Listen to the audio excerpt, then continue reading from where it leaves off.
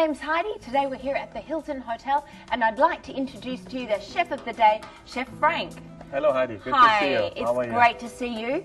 Tell me, what are you going to be cooking for us today? Today we are cooking a very light dish since spring is coming. Right. We have a poached beef tenderloin with some spring vegetables and potatoes in a basil sauce. Now, normally in my view, when we're cooking steak, we normally fry it, right, or put it on a barbecue. I've never actually heard of poaching. That's why I want to show that today. You know, you don't need any fat for it, you don't need any oil for it. It's a very healthy way of preparing the beef, actually. So the best thing to do is eat well, yeah, cook well and eat well, right. And you're the right person to teach us how to do that. We'll do right away. Okay, so let's go shopping and buy the ingredients.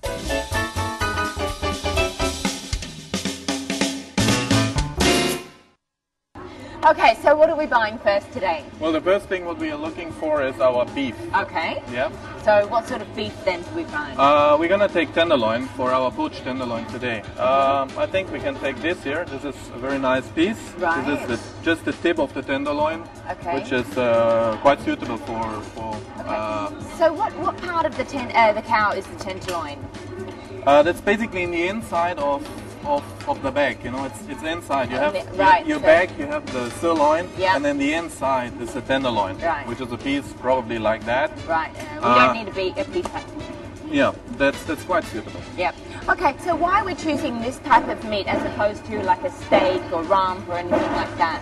It's because today we're gonna poach. We make a poached tenderloin. Right. And poaching the tenderloin, it wouldn't be the rump steak or sirloin is not suitable for poaching because it's just too thin and it's more tough. It's not as tender as the tenderloin. Right. So basically, if you're sort of poaching it, it's just becoming very dry. That's right. It's gonna be dry and hard. Right. Okay.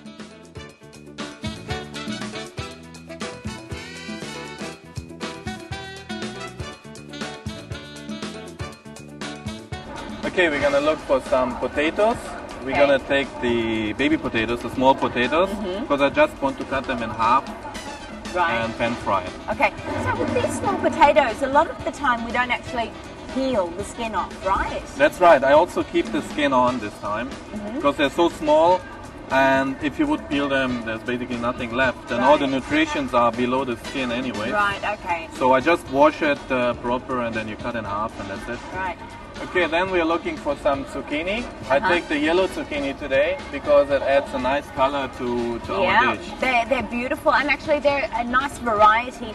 A lot of people are used to using green zucchinis, and these are so nice. They're very sweet. It tastes a little bit like corn, right? The taste is similar. It's slightly different, but as I said, it's a very beautiful color, which makes your dish look much more colorful, much nicer, especially now when it's going to be spring. Exactly. So beautiful. Okay, put them in. Any other vegetables that we're going to need? I would need some green asparagus. Right. I'm going to take some green asparagus right here. Right. It's very important when you buy the green asparagus that you make sure it's nice and firm, crisp, because the soft asparagus tells you that it's an old asparagus and you don't want that. Okay. Also, when you're keeping asparagus in the fridge, because often they just put the plastic on half of it, you have to actually cover the rest of it, right? Otherwise it becomes very soggy. That's right. And the best thing is you cover it in a wet cloth.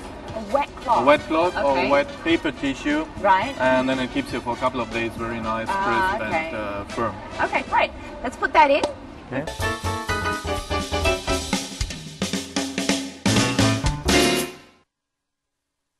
Okay, Frank, what's first? Well, the first thing what we're going to do is put the beef in the broth because it's going to take about 8 minutes. Right. So that's the first thing you want to do. Okay.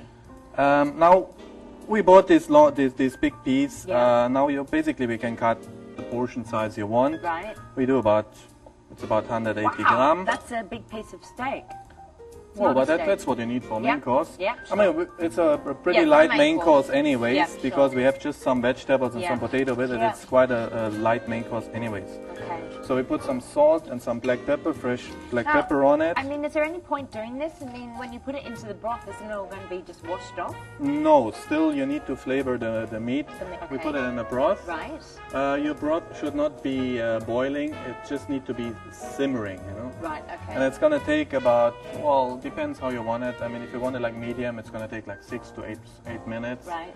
Some people might want it well done. You got to leave it there for about 10 minutes, 12 minutes. Depending on the thickness of the That's steak, right. Mm-hmm. While the meat is simmering, we start preparing the vegetables. Right.